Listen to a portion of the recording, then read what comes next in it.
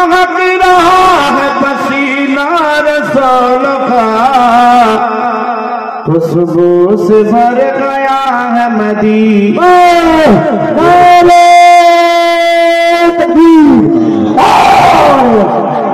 खुशबू से भर गया है मदीना। मोहब्बत से बोलिए ना, और तो मोहब्बत बोलो। खुशबू से भर गया है मदीना रसूल का, मदीना रसूल का। खुशबू से भर गया है मदीना रसूल का, मदीना रसूल का।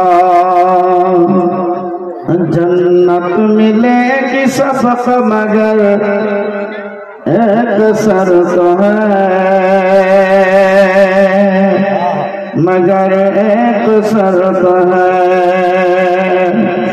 जन्नत मिलेगी सबको मगर एक शर्त है, मगर एक शर्त है।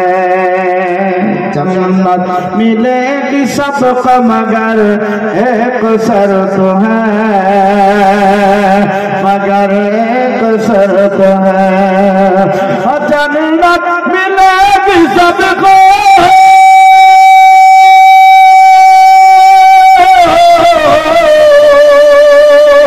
जन्नत मिलेगी सबको मगर एक शर्त है।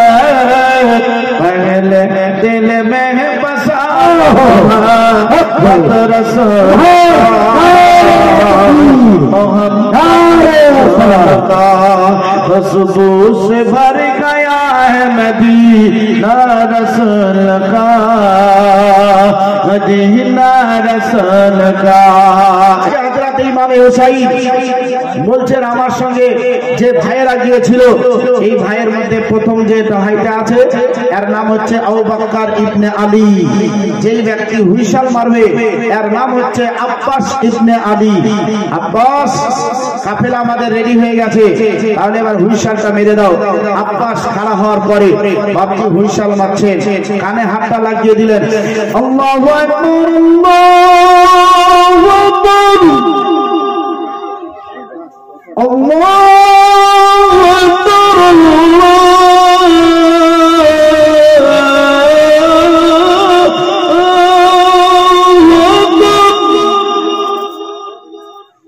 আশহাদু আল্লা ইলাহা ইল্লাল্লাহ।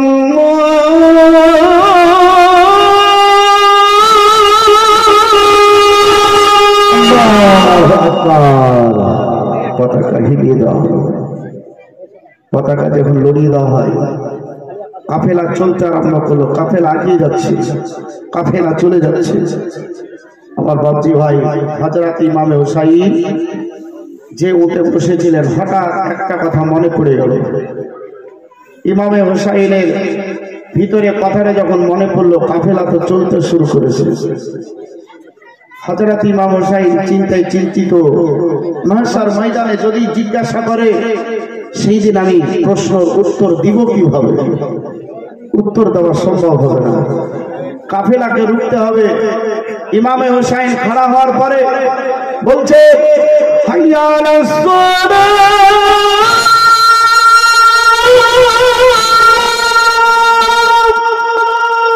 আল্লাহ, পতাকা উড্ডীন করা হলো, কাফেলা দাঁড়িয়ে গেছে। আমার কাফেলার দিকে লক্ষ্য রেখে কাফেলার কথাটা বলতে আছি, শোনো। হযরত ইমাম হুসাইনকে বলতে আছে, ভাই ব্যাপার কি? কাফেলা কিসের জন্য তুমি রুকলা বলো? কাফেলা রোকার কারণটা কি একটু শুনতে চাই। হযরত ইমাম হুসাইন বলতে আছে, ভাই রে, তোমরা এখানে অপেক্ষা করে, একটা কাজ আমার ভুল হয়ে গেছে। কাজটা হচ্ছে এটাই, আমার একটা লাটরা বেটি যার নাম হচ্ছে সুগরা, এখন অসুস্থ, এখন খাটের উপরে সাত হয়ে আছে। ও অসুস্থ বেটিকে আমার দেখে আসা হয় নাই। কাফেলার লোকেরা আমার বেটি যখন সকালবেলায় উঠে যাবে, সকালবেলায় ওঠার পরে আব্বা আব্বা করে কাঁদতে বৃত্তি থাকবে, যখন মা মা করে ডাকবে, আরো কাউকে যখন ডাকবে, তখন ওই জায়গায় কাউকে খুঁজে খুঁজে পাবে না। আমার বেটি কতই না চোখের পানি সেই জায়গায় জড়িয়ে জড়িয়ে কাঁদবে। ওই জায়গায় যখন কাঁদবে রে, কালকে আমাদের মাঠে নবী মুস্তাফা জিজ্ঞাসা করলে হুসাইন উত্তর দিতে পারবো না, ওই জায়গায় আমি কিছুই বলতে পারবো না।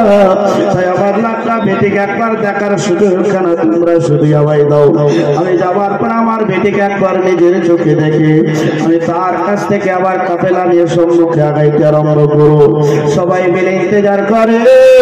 হযরত ইমাম হুসাইন এবার দেখা বাপটি সেই ঘরের ভিতরে প্রবেশ করলো।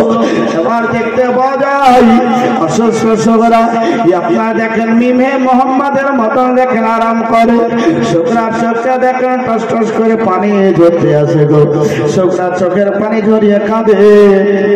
আমার বাপজি ভাইরা ওই জায়গায় চোখের পানি ঝরিয়ে ঝরিয়ে কাঁদতে আসি। হযরত ইমাম হুসাইন এখনো কিছুই বুঝতে পারলেন না। হযরত ইমাম হুসাইন বলে, আমার বেটি যখন চোখটা বন্ধ করে ঘুমাই, আমার বেটিকে আদর করে একটা চুমাকে আমি সম্মুখে গিয়ে চলে যাই। আমার মায়েরা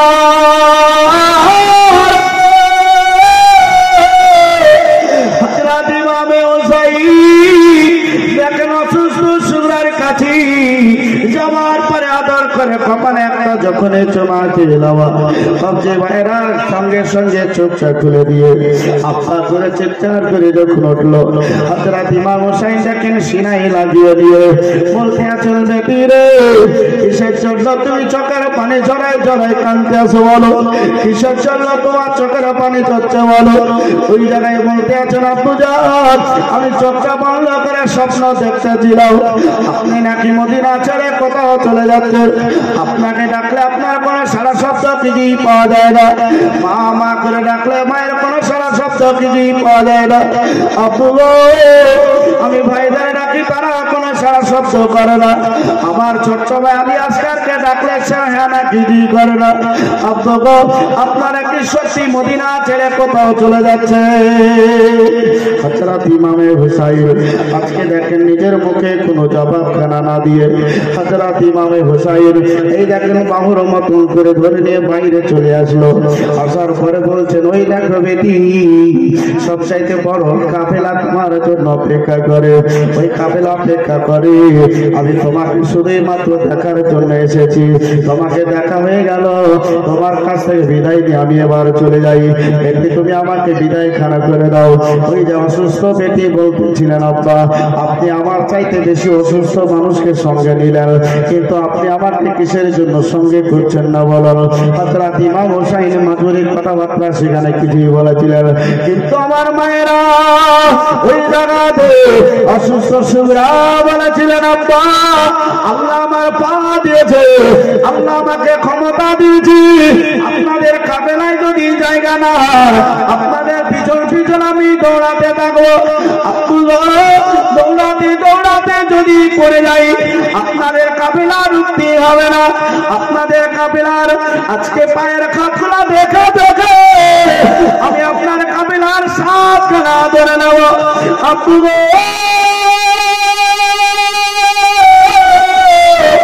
আমার খিদা লাগলে খাবা তোমাদের কাছে যাইবা না, আমার বিবাসা লাগলে তোমাদের কাছে পানি যাইবা না, শুধুই মাত্র আমায় একটু ইজাজত খানা দাও, আপনাদের সঙ্গে আমিও সুদরা যেতে যাই।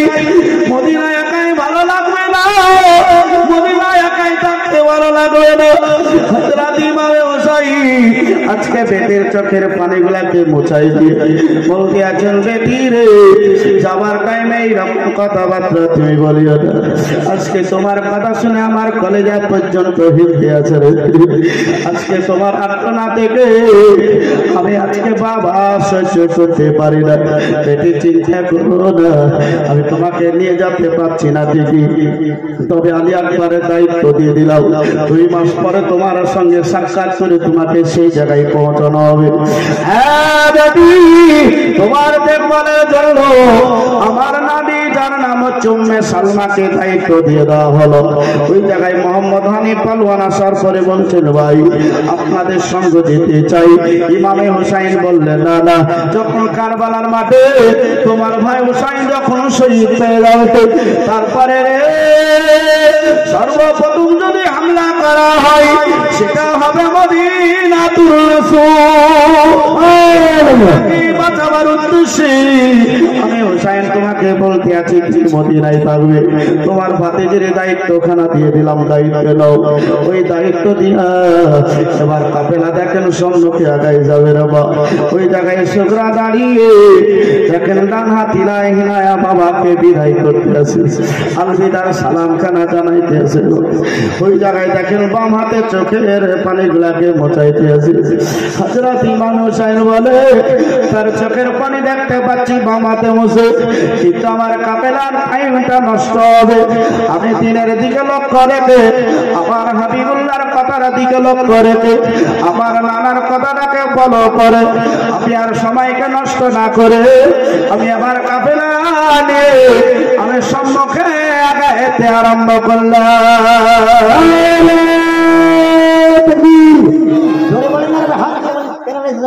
নারে তাকবীর,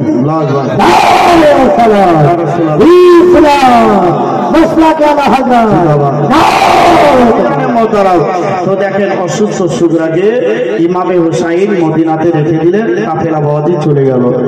এ বাওয়াজি আজও গেল, কালে গেল। এই শুকরা মদিনায় কতই না চোখে পানি ঝরিয়ে কেঁদেছে রে ভাই। আজকে মাহারা বাপহারা থাকার শব্দ হারিয়েছি। এই শুকরার মহব্বত ভালোবাসা অবশ্যই আমাদের প্রত্যেকের দিলে আছে। এখনো শুকরার কথা দিলে আসলে এখনো মন কাঁদে, কাঁদে না জি? এখনো কাঁদে। যে ইমামে হুসাইনের জন্য আজকে আসমান 20 মিনিট কাঁদে, যে ইমামে হুসাইনের জন্য আজকে সূর্য নক্ষত্র তারা এরা 20 মিনিট নীরবতা অবতার করে। আজ এই ইমামে হুসাইনের জন্য আজকে জান্নাত 20 মিনিট অপেক্ষা করে। যে ইমামে হুসাইনের জন্য ইয়া বাজার নাখলো খাতে ये दाबी हो 20 मिनट के लिए इंतजार करते हैं, इमाम हुसैन के लिए अपने रब के बाद दुआ करते हैं। ইমামে হুসাইনের মোহাব্বত আর যদি আমাদের দিলে না থাকে কেমন করে হবে ভাই? ইমামে হুসাইনের জন্য আসমান চোখের পানি ঝরালো, জমিন চোখের পানি ঝরালো, এখনো ঝরাতে আছে। ইলাল কিয়ামত পর্যন্ত ঝরাইবে। এই ইমামে হুসাইনের ভালোবাসা আমাদের দিলে আজও কাঁদায়, কাঁদায় না জি? আজও কাঁদায়। ইমামে হুসাইনের কথাই এখনো মন কাঁদে। অনেকে আছে চোখের পানি সহ্য করতে পারে না, ঝরঝর করে ঝরিয়ে দেয়। আমার আল্লাহ বলতে আছে যে ইমামে হুসাইনের জন্য নবীর ফরমান তাহলে এটাই, ইমামে হুসাইনের জন্য এক ফোঁটা চোখের পানি মন থেকে ঝরিয়ে দিল, তার জীবনের ছোট্ট গুনাহগুলা আল্লাহ সেখানেই মাফ করে দেয়। একবার চিৎকারতে বলবেন না সুবহানাল্লাহ? আমার মারত আসিফ বকর কত জানে না, আমার মারত আসিফ বকর কত জানে না, আমি চলে গেলে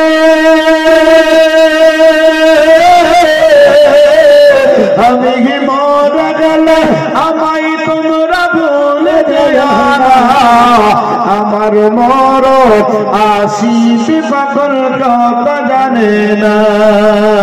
এই দুনিয়া চিরজীবন থাকার জায়গা না, অন্ধকার কবর দেয় আমার আসল ঠিকানা। এই দুনিয়া চিরজীবন থাকার জায়গা না, অন্ধকার কবর দেয় আমার আসল ঠিকানা। সবাই আমার রেখে চলে যাবে, সঙ্গী হবে না, আমার মরত আসিফ বকর কত জানে না। খবর মাঝে মা বাবাকে দেখা যাবে না, দেখব যারে দিদি হলে শাহে মদিনা। খবর মাঝে মা বাবাকে দেখা যাবে না, দেখব যারে দিদি হলেন শাহে মদিনা। ও ভাই বুঝবো তাগো ও ভাই বুঝিব তখন নবী ছাড়া আর কেউ নাই আমার মরণ আসিবি কখন কেউ তা জানে না হযরত ইমাম হোসেন বলেন এবার যখন মদিনা থেকে মক্কা শহরে পৌঁছে গিয়ে সেখানে থাকার পরে যখন মুসলিমের চিঠিখানা পেয়ে যাই পাওয়ার পরে আমি আমার কোনো বাধা বিঘ্ন না দিয়ে আমি সামনের দিকে আগাইতে আরম্ভ করলাম ও বাপজি ভাইরা রে হযরত ইমাম হোসেন রাদিয়াল্লাহু তাআলা আনহু সম্মুখে আগাইতে বর্ডারটা ক্রস করে যখন বজে আগিয়ে চলে যাবে ওর সঙ্গে দেখেন উমর বিন রিবার সঙ্গী হয়ে গেল 1000 ফোর্সে দেখেন দেখভাল করতে লাগলো ইমামে হোসেন যাতে কোনো দিকেই চলে না যায় হযরত ইমামে হোসেন যাতে ভরকে না যায় ইমামে হোসেন যাতে কোনো জায়গায় ছুপিয়ে না যায় এই বলে দেখেন বাদি দেখতে আরম্ভ করলো ওই জায়গার একজন সরকার ছিল রে যার নাম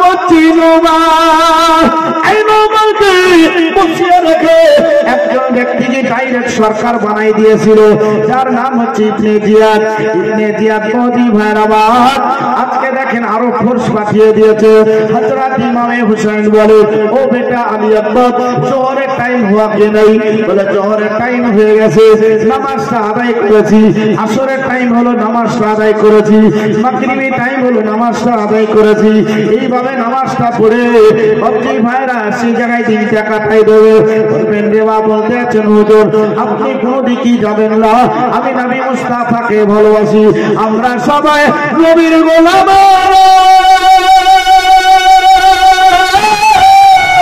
আমরা সবাই নবীর গোলাম এই নবীর ভালোবাসা কখনো চাচে পানি না আমরা সবাই নবীর গোলাম তাই দেখেন বাপজি ভাইরা ওই জায়গায় বলছেন হুজুর আপনি আমায় ছেড়ে অন্য কোথাও যাবেন না কারণ যে আপনাকে আমি চোখে চোখে রাখতে আসি আমি মহা বিপদে আছি হুজুর আমার বিবি এখন জেলখানার মধ্যে আমার বাচ্চারা এখন জেলখানার মধ্যে আছে আপনি যদি আমার কাছ থেকে কোনো দিকে চলে যান এর জবাবখানা যদি আমি দিতে না পারি কারণ যে আমি নবীকে ভালোবাসি আমি নবীর মহব্বত করি গো আজকে দেখেন আপনার যদি আমি রুখতে না পারি আপনি যদি আমার চোখে চোখে না থাকে তাহলে আমার বিবির উপরে তারা কতই না অত্যাচার করে আমার বাচ্চাদের উপরে অত্যাচার করবে অত্যাচার কেমন করে সইব তাই বলতে আছি হুজুর আপনি আমায় ছেড়ে যাবেন না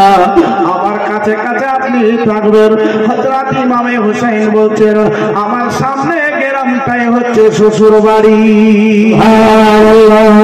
সামনে গ্রামটাই শ্বশুর বাড়ি কিন্তু ইমামে হোসেন শ্বশুর বাড়ি যান নাই ইমামে হোসেন সেখানেও যান নাই ইমামে হোসেন বলতে আছেন তাহলে সম্মুখে আগাই যেতে হবে ঠিক ময়দানের দিকে চলে যেতে হবে তাহলে সেই দিকে চলে যাই ইমামে হোসেন বলছেন চলো কাফেলার সাথীও সামনের দিকে আগাইতে আরম্ভ করো ইমামে হোসেনের যাওয়ার পরে যেখানে বসে গেল বলছে এই জায়গাটার নাম কি বলছে জায়গাটার নাম হচ্ছে কারবালা মোহাম্মদ বলো সুবহানাল্লাহ নাম হচ্ছে কারবালা ইমামে হোসেন বলছেন সবাই এখানে নিচে নেমে যাও এখানে 3টা তাম্বু তৈরি করো একটা তাম্বুতে ইমামে হোসেন থাকবে একটা তাম্বুতে আহলে আয়াত যারা আছে তারা থাকবে আর একটা তাম্বুতে যারা নবীর দিওয়ানা প্রেমিক পাক পাঞ্জাতনকে ভালোবাসে তারা এখানে থাকবে ইমামে হোসেন সেই হিসাবে একটা ক্যারেট তৈরি করেছিলেন ইমামে হোসেনের সেই জায়গায় 27টা কারামাত বর্ণনা করা আছে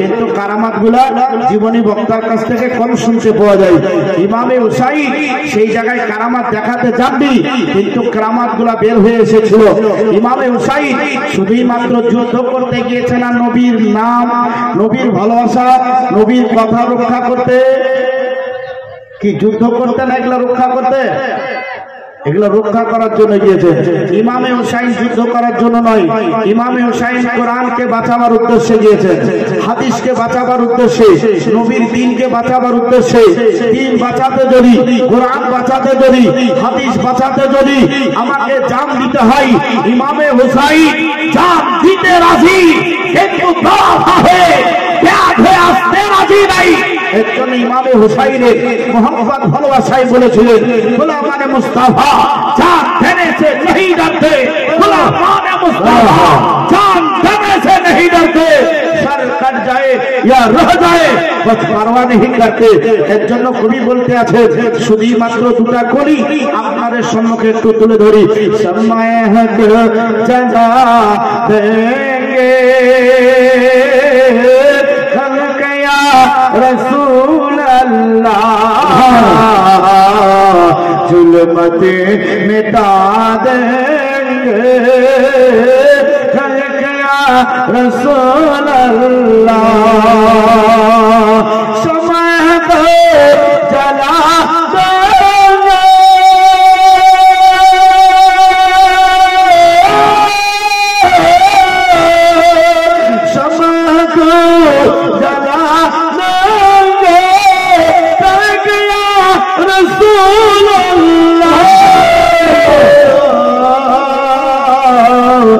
जुल्मत मिटा देंगे है क्या रसूल अल्लाह हवाए गुनगुनाएगी फूल मुस्कुराएंगे हवाए गुनगुनाएगी फूल मुस्कुराएंगे हवाए गुनगुनाएगी फूल मुस्कुराएंगे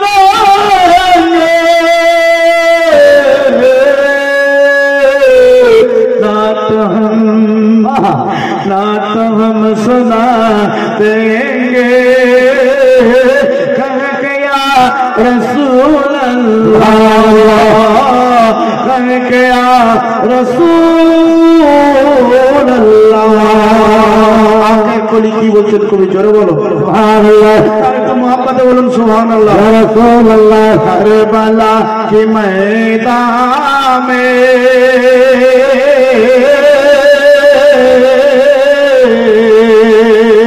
करबला के मैदान में इमाम हुसैन कहते थे करबला के मैदान में इमाम हुसैन कहते थे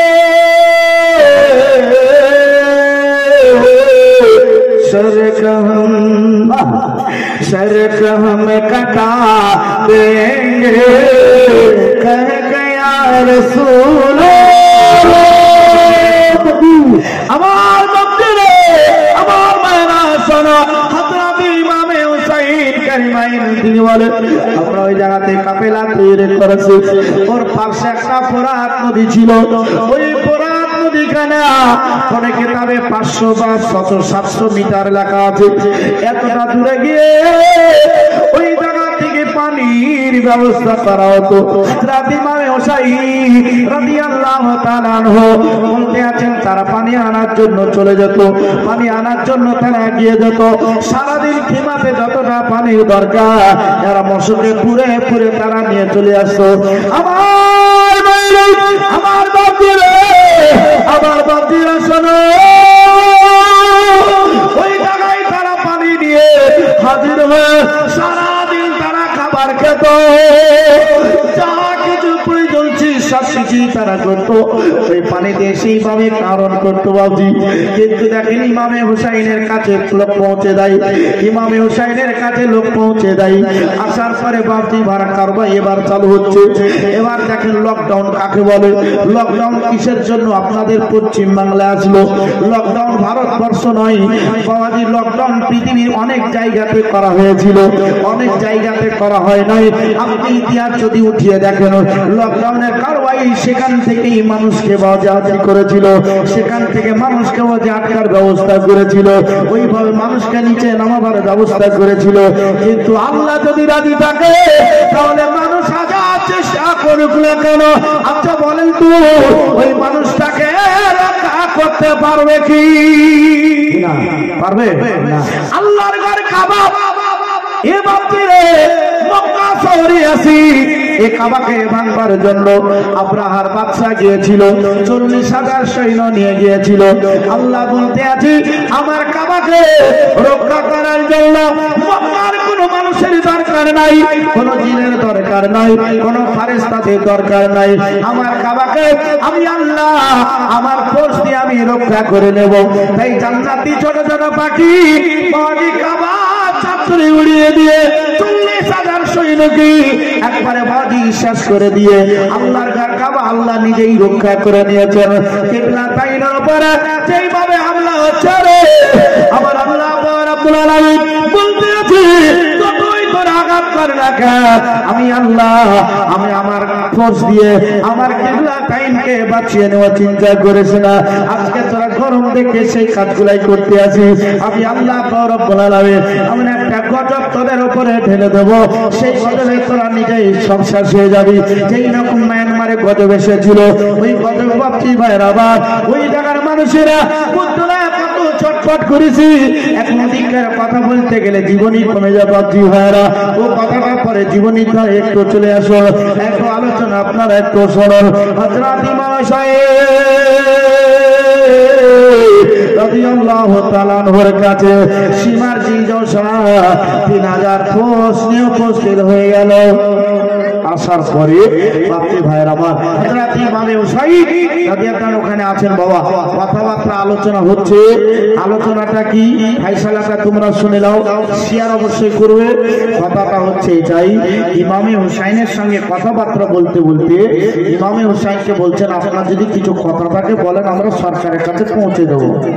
হযরত ইমামে হুসাইন বলতে আছে আমার তিনটা শর্ত হচ্ছে এটাই, মদিনা থেকে আমি নিজের ইচ্ছায় তোমাদের কুবাতে এসেছি, আমার যেখানে ইচ্ছা হবে আমি সেখানে চলে যেতে চাই। আমার নবী পাগল দিবানা সোনার মদিনা, আমার নবীর আশিক দিবানা, আমার নবী আশিক দিবানা সোনার মদিনা, আমার নবীর আশিক দিবানা, আমার কাবে মদিনা পাবি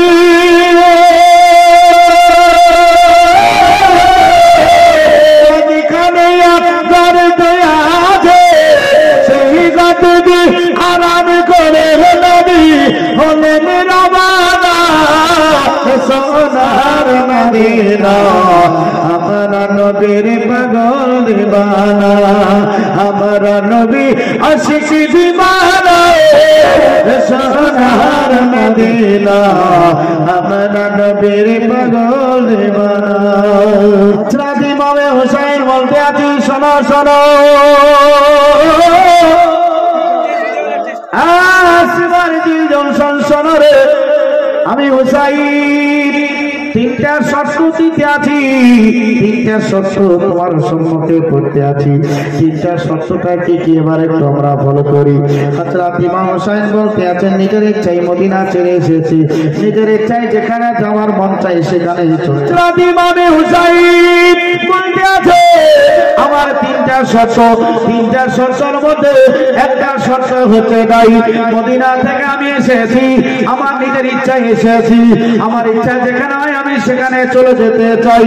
এটা যদি না মানো তাহলে দ্বিতীয় কথাটা হচ্ছে তাই তোমাদের কথা আমি তোমাদের কাছে পৌঁছে গেছি, তোমরা যেখানে রাখবে রে সেই মুসলমান গ্রামে রাখবে, যেখানে 5 ওয়াক্ত নামাজ পড়া যাবে সেইখানে আযান দেওয়া সম্ভব হবে, থাকতে কোনো অসুবিধা হবে না, সেই জায়গাতে আমাদের যতদিন রাখবা ততদিনই থাকবো।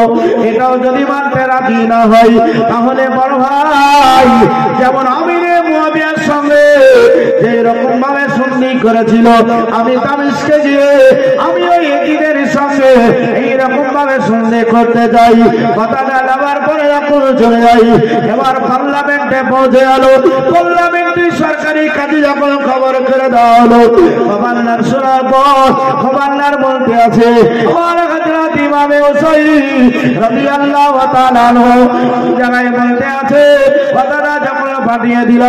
পাঠানোর পরে আমি অপেক্ষা করতে আসি। এবার দেখেন সেখান থেকে কথাগুলো নিয়ে চলে আসে। ইবনে জিয়াদ বলতে আছে ইমাম হুসাইন তিনটা কথার মধ্যে যেটাই নিবে সেটাই দিয়ে দিব। পার্লামেন্ট থেকে যখন এবার বাইর হতে যাই, ওই জায়গায় দেখেন সীমার পাপির সঙ্গে সাক্ষাৎ হলো। সীমার পাপি বলতে আছে ব্যাপারটা কি এত তোরা হাসিস কেন, কিসের জন্য আসছিস?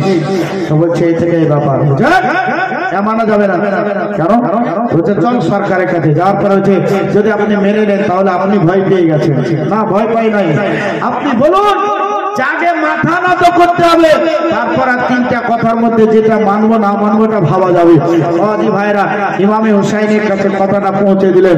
ইমামে হুসাইন বলছেন জান দিতে পারি, কিন্তু ফাঁসিকের কাছে মাথা নত করতে পারি না, বিনা দাড়িওয়ালার কাছে মাথা নত করতে পারি না, তার কথার উপর আমি চলতে পারি না। বাবাজি ভাইরা, আমার ইনকার যখন ওখানে করে দিলেন, ইমামে হুসাইন মাঝে মুজাহিদের মতন যখন থেকে গেলেন, বাবাজি ভাইরা একটা ভালো মানুষের দুর্বল রাস্তা খুঁজতে আরম্ভ করলো। ওই দুর্বল দিয়ে আপনাকে ধ্বংস করবে, দুর্বল দিয়ে আপনাকে শেষ করবে, ওখান থেকে আপনাকে শেষ করবে। ইমামে হুসাইনের দুর্বলের জায়গা কোনটা ছিল? হযরত ইমামে হুসাইনের দুর্বলের জায়গা খুঁজে পেয়েছে বাবা। ওই ফোরাত নদী থেকে পানি তুলে আনার পরে তারা সারাদিন ব্যবহার করত। আমার মায়েরা ওই ফোরাতের পানি আমি আসার পরে তারা খাওয়া দাওয়া করতো, উঁচু বানাইতো নামাজ কানা পড়ার জন্য। ওই পানিটা যদি বন্ধ করে দিই তাহলে ইমাম হুসাইনকে দুর্বল করা সম্ভব হবে। রাতারাতি 500 বজিয়ে ওই ফোরাত নদীকে ঘেরাও করে দেওয়া হলো। এবার ফজরের টাইমে যখন কাছাকাছি গিয়ে চলে আসে, ওই টাইমে যাই না মাথা হয়ে আজকে দেখেন কয়েকটা মেয়ে ছেলেকে সঙ্গে করে নিয়ে ওই ফোরাত নদীতে পানি ওঠার জন্য যখন হাজির হয়ে যায়, সামনে দেখেন কিছু বেটা ছেলেকে দেখতে পাওয়া যায়। তোমরা কে? আমাদের রাস্তাখানা ক্লিয়ার করো, আমরা ফোরাতের পানি নিয়ে আমাদের তেরাতে চলে যেতে চাই। তারা ঘোরার পরে বলতে আছে তোমরা কি নই বংশের বেটি? তুমি হযরত আলী আল মুর্তজার বেটি? বলা হ্যাঁ। তোমার নাম হচ্ছে জয়নাব? বলা হ্যাঁ। বলে নবী বংশের মেয়েদেরকে পানি দেব না, ইমামে হুসাইনের পানি দেব না। ইমামে হুসাইনের জন্য ফোরাত নদীর পানি বন্ধ করে দেওয়া হয়েছে। ইমামে হুসাইনের সঙ্গে যারা এসেছে তাদের জন্য পানি বন্ধ করা হয়েছে। তাড়াতাড়ি এখান থেকে ব্যাগটা চলে যাও, তোমাদের পানি দেওয়া হবে না। বলছে আজকে যখন চলে এসেছি তখন পানি কানা দিয়ে দাও। বলছে পানি দেব না, যদি কথাটা বাধ্য করো তাহলে আমরা তোমাদের কাছে পৌঁছে যাবো। যদি কথাটা আমাদের বাধ্য করো তাহলে তোমাদের কাপড়ে হাত দিতে বাধ্য হয়ে যাবো। তোদের কাপড় ধরি আমরা টেনে তোমাদের বডি নিয়ে খেলা করবো। যদি ইজ্জত বাঁচাতে হয়, মান সম্মান যদি বাঁচাতে হয়, তাড়াতাড়ি এখান থেকে তোমরা ব্যাগটা চলে যাও। জয়নাব বলতে আছে আমরা সবাই মিলি তাড়াতাড়ি ছুটে ইমামে হুসাইনের কাছে পৌঁছে গেল। এই থেকে এইরকম ব্যাপার হলো। ইমামে হুসাইন বলছেন ইন্নাল্লাহা মা'আস সাবিরিন, সবর করো, সবরকারীর সঙ্গে আল্লাহ রব্বুল আলামিন বিরাজমান। সবর করো, নামাজের টাইম শেষ হয়ে যাচ্ছে রে, তাড়াতাড়ি তোমরা টাইম অন করে নিয়ে আল্লাহর নামাজটাকে ক্লিয়ার করে নাও। নামাজটা ক্লিয়ার করে নিল। ওই জায়গায় তাসবিহ পাঠ করতেছিলেন বাপ্পি ভাইরা, ওই জায়গায় কমপ্লিট করে দিয়ে হযরত ইমামে হুসাইনের কাছে ফোরাত নদী বাপ্পি ভাইরা খবর করছে, আওয়াজ করছে, এই ইমামে হুসাইন, আকা হুসাইন গো, আমি ফোরাত আপনার অর্ডার নেওয়ার জন্য আপনার কাছে উপস্থিত আছি। আপনি যদি অর্ডার দেন, আপনি যদি একটু কম দেন, আমি ফোরাত নদী তাদের মাথার উপর দিয়ে উড়ে এসে আপনার তলি ছোট্ট একটা নেড়ে ফোরাত তৈরি হয়ে যাব। যতটা পানির দরকার হয় ব্যবহার করবেন। ইমামে হুসাইন বললেন না না না, আমি তোমাদের পানির সাহায্য প্রয়োজন মনে করি না, মনোজন নাই, আমি সাহায্য তোমার নেব এটা আমি চাই না। ফোরাত রে, তুমি তোমার জায়গায় থাকো। আল্লাহর ফেরেশতারা মহান আল্লাহকে বলতে আছি রব্বে কায়নাত, আপনি যদি একটু হুকুম দেন 22,000 সৈন্যকে আমরা মিনিটের মধ্যে দুলিশাত করে দেব। ইমামে হুসাইনের কাফেলা বাঁচিয়ে নেব। ইমামে হুসাইনের যতটা যেভাবে দরকার সব কিছুরই ব্যবস্থা করব। আল্লাহ বলতে আছে আমার হুসাইনের কাছে চলে যাও। হুসাইন যদি তোমাদের সাহায্য তলব করে তাহলে পারে তোমরা সাহায্য করবে। ইমাম হুসাইন বলে ও আল্লাহর ফেরেশতারা তোমাদের সাহায্য দরকার নাই। মিকাইল ফেরেশতা বলে ও রব্বে কায়না আমি এতটা পানি বর্ষণ করব, এতটা পানি দেব ওই পানিতে 22,000 সৈন্যকে একবারে ডুবিয়ে মেরে দেব। ইমাম হুসাইনকে যতটা পানির দরকার ততটাই দিয়ে দেব। আল্লাহ বলছেন মিকাইল ইমামে হুসাইনের কাছে চলে যাও। মিকাইলের সাহায্য নিলেন না, ফেরেশতার সাহায্য নিলেন না, ফোরাতের সাহায্য নিলেন না। এখন বাদী সবর করে সেখানে থাকতে আরম্ভ করলেন। আমার মায়েরা মুহররম মাসের 8 তারিখ বদি রাত্রিতে পানি বন্ধ করে দেওয়া হয়েছিল। একদিন 2 দিন করে 3 দিন বদি সেই জায়গায় পৌঁছে যাবে। মুহররম মাসের 10 তারিখ বদি আশুরা রাত্রি বলা হয়, আশুরা দিন বলা হয়। আল্লাহর তরফ থেকে আশ্চর্য ঘটনা ঘটেছিল। মুহররম মাসের 10 তারিখ শুক্রবারে একটা নয় দুইটা নয় 360 থেকে 61টা আশ্চর্য ঘটনা ঘটেছিল। কয়েকটা উপমা আপনাদের সম্মুখে দিই। মুহররম মাসের 10 তারিখ শুক্রবার আল্লাহ আদম নবীর পুতলাতে প্রথম হাতটা লাগাই। মুহররম মাসের 10 তারিখ শুক্রবার আদম নবীর পুতলাটা কমপ্লিট হয়ে যায়। মুহররম মাসের 10 তারিখ শুক্রবার আদম নবীর ভিতরে রোটা ফুঁকে দেওয়া হয়। মুহররম মাসের 10 তারিখ শুক্রবার আদম নবীকে জান্নাতের ভিতরে রাখা হয়। মুহররম মাসের 10 তারিখ শুক্রবার আদম নবীর কাছ থেকে মা হাওয়াকে সৃষ্টি করা হয়। মুহররম মাসের 10 তারিখ শুক্রবার আল্লাহ জান্নাতকে কমপ্লিট করা হয়। মুহররম মাসের 10 তারিখ শুক্রবার জান্নাতের ভিতরে যা কিছু আছে সব কিছু কমপ্লিট করা হলো। মুসলমান মুহররম মাসের 10 তারিখ আল্লাহ এইভাবে কয়েকটা আরো উপমা আপনাদের সম্মুখে দিই। মুহররম মাসের 10 তারিখ শুক্রবার ইউনূস নবী মাছের পেট থেকে নাজাত পেয়েছিল। মুহররম মাসের 10 তারিখ শুক্রবার আজকে মুসা নবী হুঁশ পেয়ে গিয়েছিলেন। মুহররম মাসের 10 তারিখ শুক্রবার ইব্রাহিম খলিলুল্লাহ নমরুদের কুণ্ড গোলাপ ফুলের বাগিচা হয়েছিল। মুহররম মাসের 10 তারিখ শুক্রবার ইসমাইল জামিলুল্লাহ নাজাত পেয়ে গিয়েছিলেন। মুহররম মাসের 10 তারিখ শুক্রবার আল্লাহর দরবারে আদম নবীর দোয়া কবুল হয়। মুহররম মাসের 10 তারিখ শুক্রবার মা হাওয়াকে আদম নবী খুঁজে পেয়ে গিয়েছিলেন। মুহররম মাসের 10 তারিখ শুক্রবার এই জমিনটাকে কমপ্লিট করা হয়েছিল।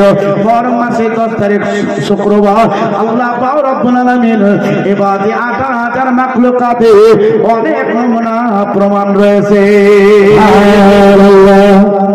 আমার বুজুর্গ ওই দিনে আমরা ফলো করি মুহররম মাসের 10 তারিখ শুক্রবার যখন হাজির হলো ওই হাজিরের দিকে লক্ষ্য রেখে হযরতে ইমামে হুসাইন আজকে খিমায়ে রয়েছে সব মেয়ে ছেলেকে অর্ডার করে দেওয়া হলো।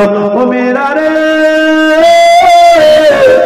আজকে দুনিয়াবি কথা তোমরা কেউ বলবে না। আল্লাহর পবিত্র কোরআন তেলাওয়াত করো।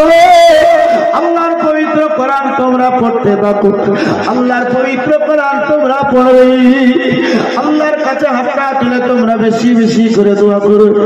আল্লাহর কাছে চাইবে রে, আল্লাহর কাছে সবুরির মেওয়া কানা চাইবি।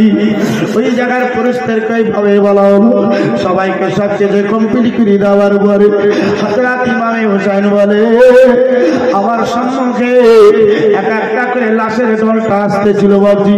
ওই লাশের ঢলের কথাটা আপনারা শুনেছেন বাবা। হযরত ইমামে হুসাইন বলে আমার সম্মুখে আমার ভাইদের লাশগুলোকে জমা করি, আমি এক ফোঁটা চোখের পানি জড়াই নাই। আমার এখানে আরো মহব্বতকারীরা আছে, এদের লাশগুলোকে আমি আনার পরে এখানে জমা করে দিই। এখন এক ফোঁটা চোখের পানি জড়াই নাই। ওই খিমা থেকে একটা 6.5 বছরকার বেটি যার নাম হচ্ছে সাকিনা আকাশ করে অর্থাৎ পানির জন্য কাঁদতে আরম্ভ করলো। ওই দিকে দেখেন অসুস্থ সুগরা আব্বার জন্য কাঁদে মদিনার গলি গলি। মুসলমান কত মদিনায় যখন লোকেরা চলে তাদের সম্মুখে হাতটা সাত করে দাঁড়িয়ে যায় বলছে ভাই অনুগ্রহ করে একটু দাঁড়িয়ে যায় আমার দুটা কথা আছে আপনি একটু শোনার পরে তবে আপনি যাবেন কাউরে কাছে রে হাতটা জোর করে বলতে আছে আব্বাজি দুটো কথা শুনে যাবে ও ভাইয়েরা তোমাদের আর কি করে দিয়ে একটা কথা শুনে যাবে এইভাবে দেখেন তাদেরকে দাঁড় করে দিয়ে জিজ্ঞাসা করা হচ্ছে আমার আব্বাকে কি তোমরা কেউ দেখছে আমার আব্বাকে কি তোমরা কেউ দেখতে পেয়েছো বলো বলো আমার আব্বা কোন দিকে আছে তোমরা কি কেউ বলতে পারো আমার আব্বা বুঝি এখন খুব ভালো আছে তোমরা খবর দিতে পারো ওই জায়গায় কত মেয়েরা কত পুরুষেরা অসুস্থ সুবিধাকে হাত দিয়ে ভাবে ফেলে দিয়ে শরীরে এরকম শক্তি নাই যাকে নিজের পায়ে স্টিল ভাবে দাঁড়িয়ে থাকতে পারি চুলটা সামাল নিয়ে দাঁড়াইতে পারি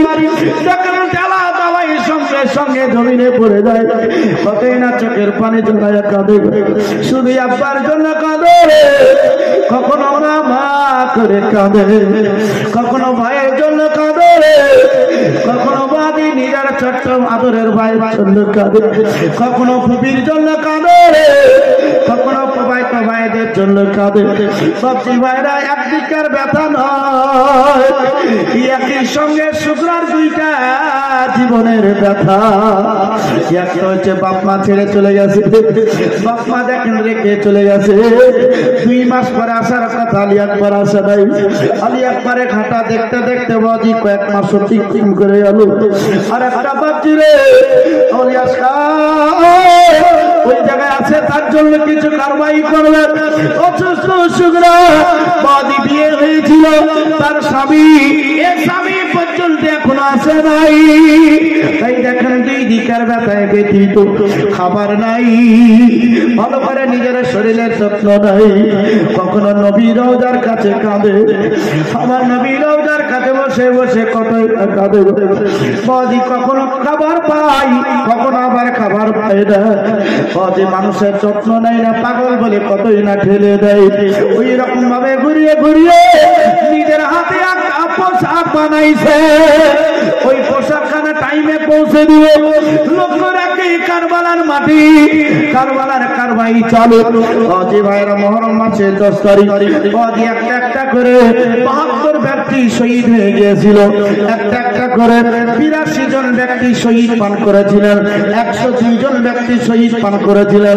111 জন ব্যক্তি শহীদের জাম পান করেছিলেন লক্ষ্য রেখে খেলাপ নয় একটু আমরা ভালো করে সম্মুখে আগাই যাই অজি শুধু মাত্র কিমাতে চাই না জাইনুল আবেদিন দেখেন আছে অসুস্থ আছে বিছানা থেকে খারাপ হতে পারে না ওই জাইনুল আবেদিন বলতে আছেন আব্বা গো আমিও যুদ্ধতে শরীক হতে চাই আমিও শহীদের জাম পান করতে চাই ইমাম হোসেন বলতে আছেন না রে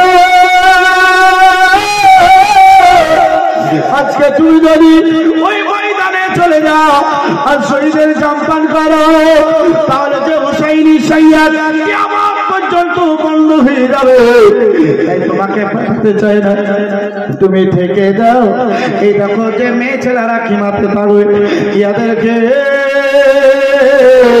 পুনরায় ফিরিয়ে নিয়ে মদিনা তো রাসূল চলে যেতে হবে আমি ইমামে হোসাইন চলে যাই ইমামে হোসাইন দেখেন বাদে চলে যাবে ইমামে হোসাইন সব কিছু রেডি হয়ে আগাইতে লাগলো ইমামে হোসাইন যখন পৌঁছে গেল বাউজি আজকে সাইডে সারা দেওয়ার মতো কেউ নেই ইমাম হোসাইন যখন তুমি বিপদে পড়ে যাবে রে বেটা একবার মাকে স্মরণ করিও যখন তুমি বিপদে পড়বা তো নানাকে স্মরণ করিও স্মরণ করে আল্লাহু আকবার বলি ময়দানে নামার পরই সকল বাপজি ভাইরা যুদ্ধ চালু হয় অনেক কথা আছে সেই দিকে নাই শুধু মাত্র জীবনীটার মাপনটাকে ক্লিয়ার করতে চাই অনেক টাইম হয়ে গেছে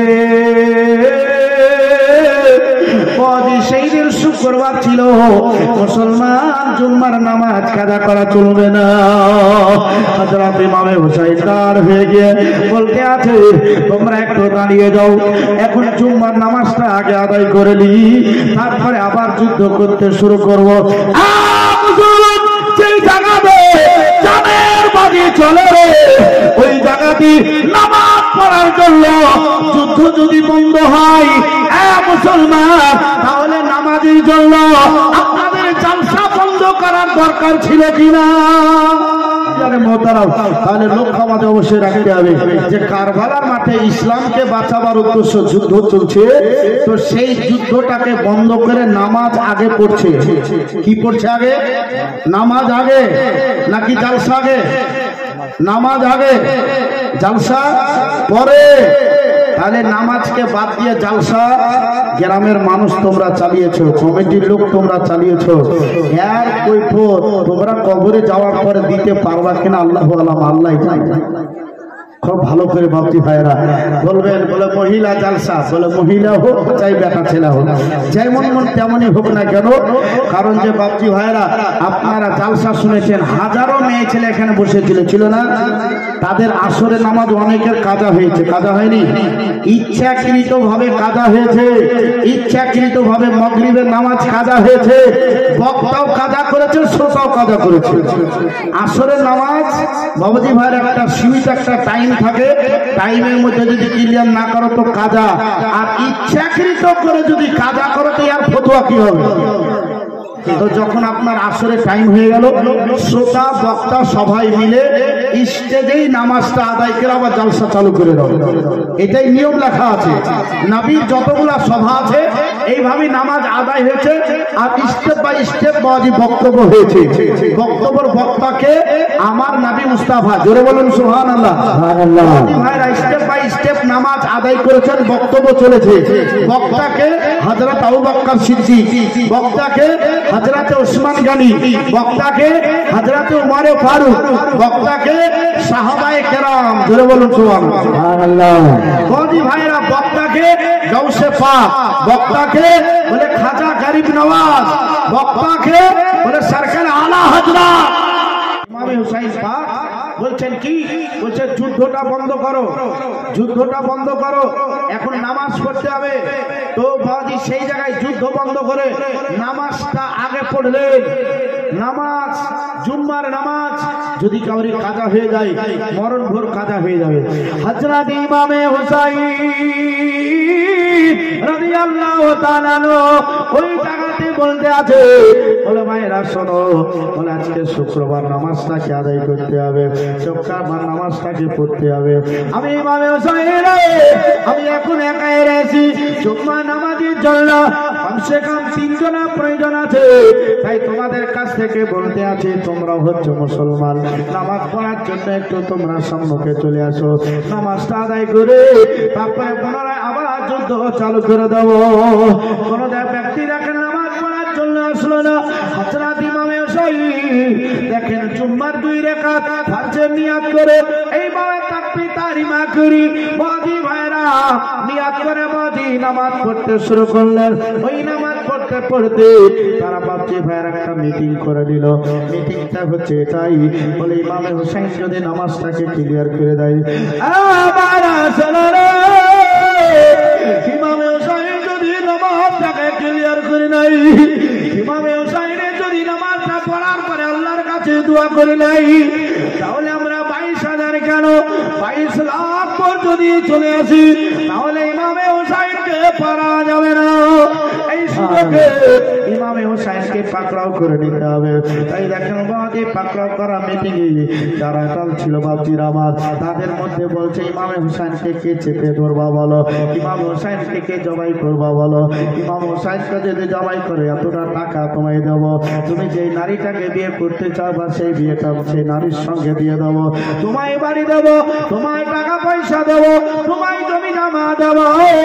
ওই জায়গায় দেখেন একজন পাপী যার নাম হচ্ছে সীমান, ইয়ে খারাপ হয়ে গেল, ইমাম হুসাইনকে আমি জবাই করব, কিন্তু আমার একার দ্বারাই সম্ভব নয়, আমার সঙ্গে আরো 2-1 ব্যক্তি দিলে ভালো হয়।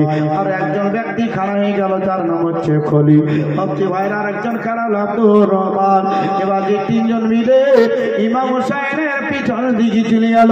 হযরত ইমাম হুসাইন ইয়াদ করেছেন বাবা, একবার রুকু করলেন, সিজদায় চলে গেলে 1 রাকাত নামাজ পড়া হলো।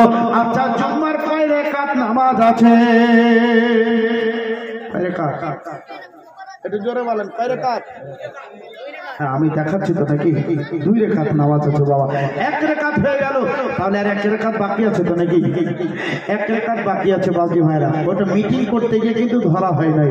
এবার বাজি দ্বিতীয় রাকাতে রুকু করে যখন শেষাই চলে গেল, তারা 3 জন মিলে ইমাম হুসাইনকে ঝাঁপিয়ে বাজে আর পড়ে গিয়ে ধরে নিল। আচ্ছা ওই ব্যক্তিকে লড়তে পারবে? পারবে না, সম্ভব নাই। বাজি শরীর ভালো আছে, নামাজ যদি কাজা করে দাও তো পাপের পাপ, এর মতন পাপ আর দুনিয়াতে নাই বাবাজি, পৃথিবীতে নাই, এত বড় পাপ মুসলমান। কিন্তু নবীজি আমার একটা কথা বলেছেন, কি বলেছেন জানেন? নবী আমার বলেছে তোমার শরীর ভালো আছে তো তুমি দাঁড়িয়ে নামাজ আদায় করো, জোরে বলুন সুবহানাল্লাহ। সুবহানাল্লাহ। তোমার শরীর যদি অসুস্থ হয় তাহলে বসে নামাজ পড়ো। মসজিদ আবার চেয়ার লাগিয়ে নামাজ পড়ছে, জি পড়ে না, ওর চেয়ার লাগিয়ে নামাজ হবে না। আপনি ফলো করবেন, চেয়ার লাগিয়ে ওর নামাজ হবে না। হ্যাঁ ওকে চেয়ার বাদ দিয়ে নামাজ পড়তে হবে। বাজি ভাইরা নবী আমার বললেন যদি তোমার খাড়া হয়ে সম্ভব না হয়, মানে শরীর দুর্বল হয়ে গেছে, অসুস্থ হয়ে গেছে, তাহলে তোমাকে বসে নামাজ পড়তে হবে। চেয়ারে বসা না, তুমি মাটিতে বসা পড়ো। মাটিতে বসার হুকুম আছে, চেয়ারের কিন্তু হুকুম নাই বাবা। কিন্তু এখন চেয়ার মসজিদে লাগাই দিয়েছে, কমিটির তরফ থেকে 2-4 খান করে কিনে রাখা হয়েছে। তোমার মুসলমান নবী আমার বলছেন বসে নামাজ পড়ো। বসাও যদি সম্ভব না হয় তাহলে 60 হয়ে হাত পার ইশারাতে নামাজ পড়ো। যদি তোমার এটাও সম্ভব না হয় তাহলে চোখের ইশারায় নামাজ পড়ো, মাথা হিলিয়ে ইশারা করে নামাজ পড়ো। কিন্তু নামাজ কাজা করা কি চলবে না। তাহলে যদি নামাজ কাজা করা না চলে তাহলে 2টা ভালো বয়ান করার কারণে নামাজ কাজা করা চলবে? চলবে? এটা কোন বইয়ে ধুনে পেয়েছেন জি? আমি আজকে প্রথম নতুন দেখলাম। নবী আমার বলছেন 3টা জিনিস ভালোবাসি। 1 নম্বর হচ্ছে, কমিটির লোক শুনেন, 1 নম্বর নবী কি বলেছেন? নবী আমার বলেছেন 1 নম্বর ভালোবাসি টাইমে নামাজ পড়া। কি বললেন? টাইমে নামাজ পড়া। 2 নম্বর খুশবু, 2 নম্বর খুশবু আতর। 3 নম্বর হচ্ছে আমি মেয়েদেরকে ভালোবাসি। মেয়েরা হচ্ছে গোলাপ ফুল, এরা গোলাপ ফুলের পাপড়ি। মেয়ে ছেলের কাছে 8টা শয়তান, বেটা ছেলের কাছে 4টা শয়তান। সবচাইতে শয়তান আকর্ষণ বেশি করে সেটা হচ্ছে মেয়ে ছেলের মাথার চুলের উপরে। তাই বলা হয়েছে মেয়ে ছেলে তোমরা মাথার চুলকে সবসময় গোপন করে রাখো। তোমাদের মাথার চুল ছেড়ে চলবে না, বাহিরে চলবে না, স্কুলে যাবে না, তোমরা পুকুরে গোসল করে, নদীতে গোসল করে, ভিজা কাপড়ে বাড়ি যাবে না, তোমরা গোপন ভাবে থাকবে। ওই চুল দিয়ে শয়তান যাতায়াত করে। আর এত মারাত্মক শয়তান বাবাজি ভাইরা, এই শয়তান গুলা যদি একটু খেপে যায় তো একেবারে সোজা করা খুব মুশকিল হয়। ঠিক বুঝছেন না? তার জন্য এমন কিছু বলবেন না। নবী আমার বলেছেন এদেরকে খেপাইতে হবে না, কি করতে হবে? নবী আমার বলেছেন বেশি যদি কিছু মনে করো তাহলে পরে তাদেরকে আদর করো। ইয়া রাসূলুল্লাহ কেমন আদর? ঘুষাঘুষি, মারামারি নাই। একটা লোক আছে এত মেজাজ গরম হয়ে গেছে বাবজি ভাই, আসার পরে পাটাপাট 2-4টা বাজি লাইট চাপিয়ে দেয়, চাপাই দেয় না?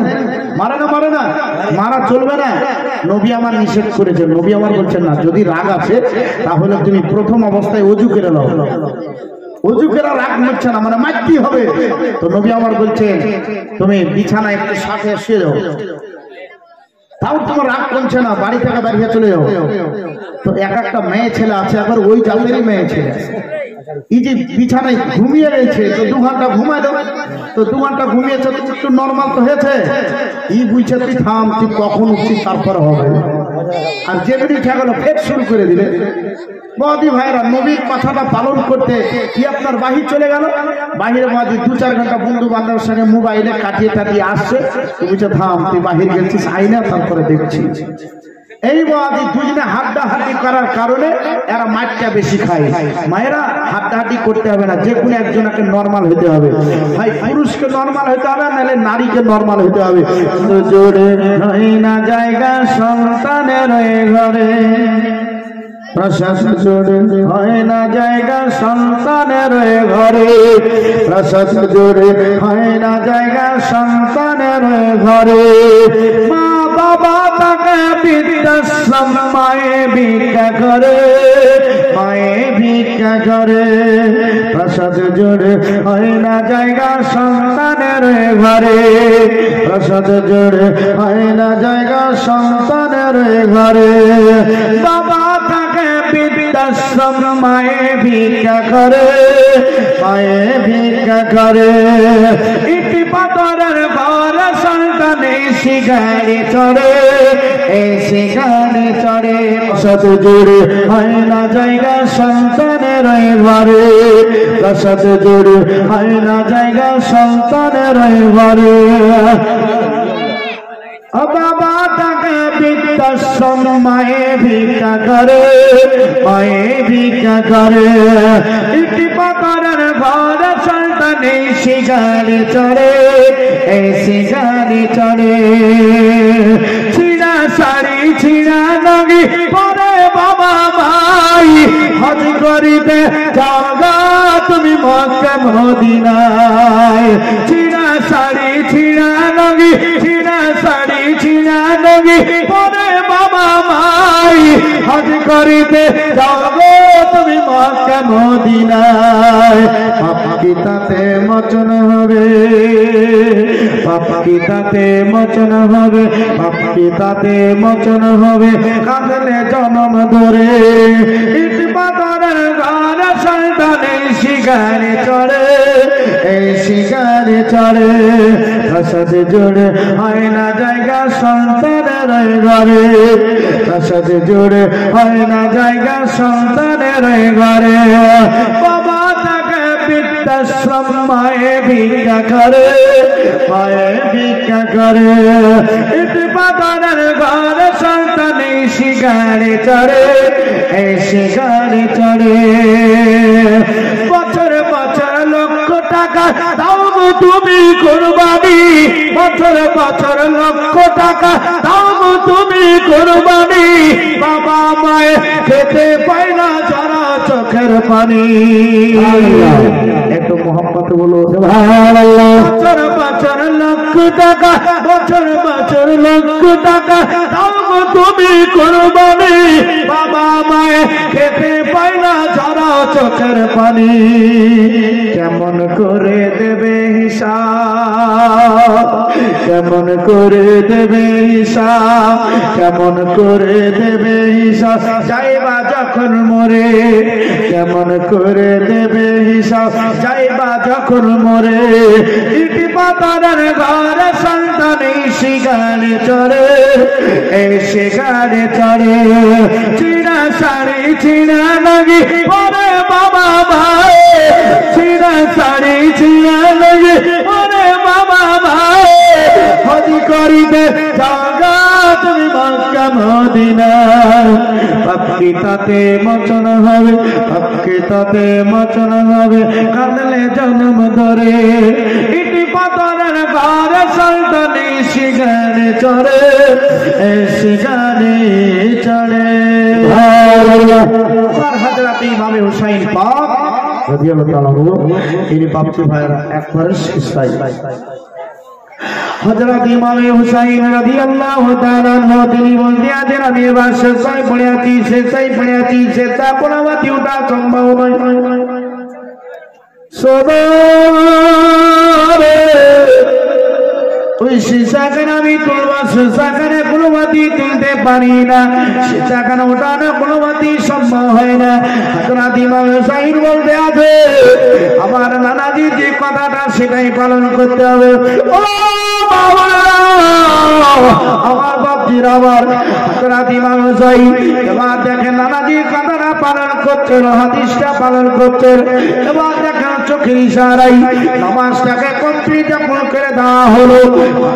কমপ্লিট করার কারণটা হচ্ছে তাই, যদি আজকে নামাজটা ওইভাবে কাদা থেকে যাই আমার পর্যন্ত যত জীবনী বক্তারা আসবে সবাই এই কথাটাই বলবে, ইমামে হুসাইন আজকে যুদ্ধ করতে করতে নামাজটাকে কাজা করে দিয়েছিল, নামাজটা আধুরা থেকে গিয়েছে। আল্লাহ অতক্ষণ পর্যন্ত আমাকে তারা জমাই না করতে পারে যতক্ষণ নামাজ কেন আমি ক্লিয়ার করতে না পারি। একজন 500 টাকা দিয়েছে, একজন আমার ফোন আসার পরে আল্লাহ তাআলাকে কবুল করেন, আমিন সুম্মা আমিন। বেজাইছে নারে তাকবীর, নারে রিসালাত, আসরাকে আলা হযরত জালসা জীবনী কমিটি শ্রোতা বিন্দু আমার বাপজিরা ওই জায়গায় এবার দেখেন ইমামে হুসাইন আমার নানাজির কথাটা পালন করছেন। চোখের ইশারায় নামাজটাকে ক্লিয়ার করে দেওয়া হলো, নামাজটাকে ক্লিয়ার করে দিয়েছে। ইমামে হুসাইনকে দেখেন এবার পালাত করে দিল। বাপজিবার আমার ইমামে হুসাইন বলে আমার গলার উপরে চড়া চালাচ্ছিল, আমার কত কষ্ট হচ্ছিল, তারা কোনো কিছুই বুঝতে পারে নাই। আমার কেননা নবীর ভালোবাসাই আজকে আল্লাহর ইবাদত করতেছিলেন, নবীর ভালোবাসাই আজকে দেখেন তার নরম চামড়া কাটতে পারছিল না। নামাজটা যখন ক্লিয়ার হয়ে গেল এবার পালাত করে দিয়ে ইমামে হুসাইনের গলার উপরে চড়া নিয়ে নিয়েছে।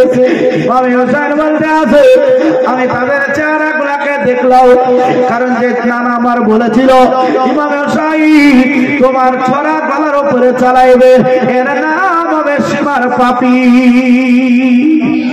এর নাম হবে সীমা। ইমামে হুসাইন বলছেন আমি দেখলাম বাস্তবিক সীমা আমার গলার উপরে ছোড়া ধরে দিয়েছে। কোন একজন কবি বলতে আছেন ভাবছি একটাই মাত্র কোলে জিপিরি যারা দল না ধরে তোলা ইদেন যতন করে, জিপিরি যারা দল না ধরে তোলা ইদেন যতন করে, সেই ইমাম হোসেন কারে বলবে ভোরিয়া দোলা জিপিরি যারা দল না ধরে তোলা ইদেন যতন করে, ওকে সীমা দেখাই করি আমার গলাই দিছি না চুরি, কেন এই গলাতে দিতেন চুমা, এই গলাতে দিতেন চুমা রানা দিশা না যারা দল না ধরে তোরা গীতন যতন করে, পেরেন যারা দল না ধরে তোরা গীতন যতন করে, সেই বাম হোসেন কারে বলবে ভোরিয়া দোলা দিদিরি যারা দল না ধরে। হযরত ইমামে হুসাইন রাদিয়াল্লাহু তাআলা এবার দেখেন ঠিক করে শুইয়ে দেওয়া হলো। এবার সীমারকে দেখতে পাওয়া যায়, অনেকে সেই জায়গায় দেখতে পাওয়া যায়। এবার ময়েদেরকে বলা হয়েছিল তোমরা কেউ দুনিয়াবি কথাবার্তা আলোচনা করবে না, তোমরা আল্লাহর পবিত্র কোরআন তেলাওয়াত করবে, তোমরা এদিক ওদিকে তাকিয়ে কেউ তোমরা দেখবে না, সবাই মিলে আল্লাহর কাছে হাতটা তুলে দোয়া করবে রে, তোমরা তসবিহ পাঠ করবে। সব মহিলারা সেইভাবে করতেছিল, কিন্তু দেখেন যাই না আপনি বলে গিয়েছিল ও বল যাই না আমার শহীদ বাজার পর তোমাদের কাফেলায় হামলা করার জন্য তারা ছুটে চলে আসে, কারণ যে কত পুরুষেরা আছে এরা নারী লোভী, এরা নারীকে বেশি বেশি করে ব্যবহার করার চেষ্টা করে।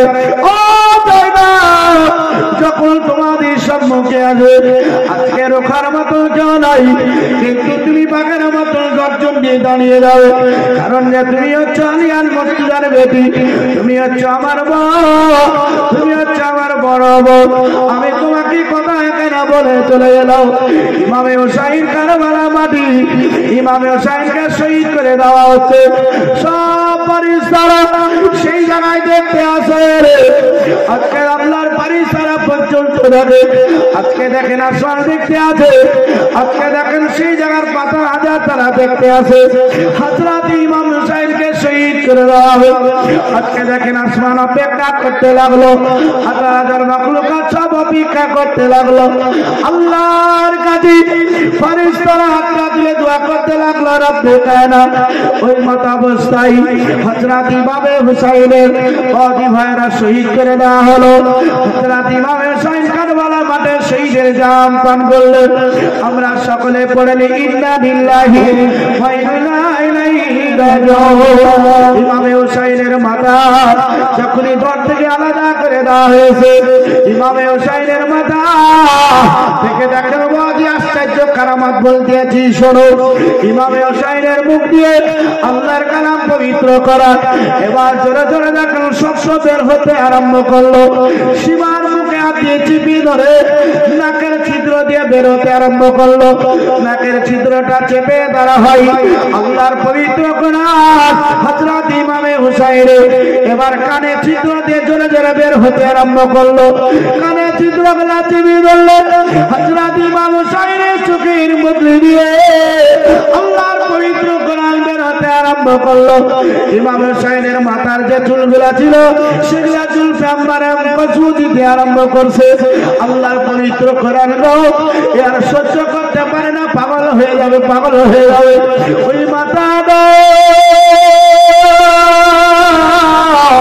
রেখে দিয়ে অন্য একটা জায়গায় চলে যায়। একজন ব্যক্তি মাথাটা নিয়ে আপনার বললাম এখন বাপজি বাইরে আবার চলে যাবে। দেখেন বাদি খিমাতে মেয়ে ছেলেরা ছিল, এত সুন্দর সুন্দর নারী ছিল, এত তাদের নাক নকশার গঠন ছিল। এই দেখেন বাদি দেখে তারা আপনার সেই দিকে ছুটে চলে যায়, কুত্তার মতন ছুটে চলে যায়।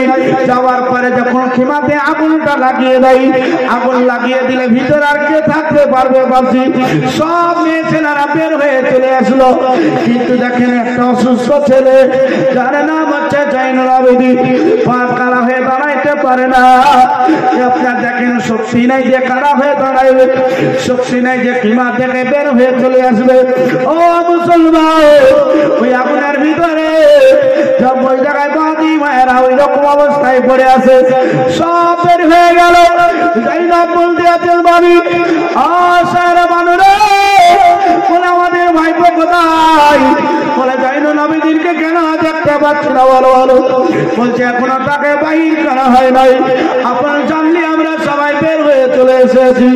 জাইনাব তিনি বলেন আমি একবারের শক্তি নিয়ে আমি আগুনের ভিতরে ঝাঁপ দিয়ে পড়ে আমার ভাইপোকে আমি আমার সিনাতে জড়িয়ে ধরে আগুনটাকে সরিয়ে দিয়ে বাইরে চলে আসলাম। আমি তাদের সম্মুখে যখন আমি একটা গর্জন দিয়েছিলাম, খোদার কসম করে বলি ওই জায়গার মাটি গো ভূমিকম্পর নাই হিলে গিয়েছিল।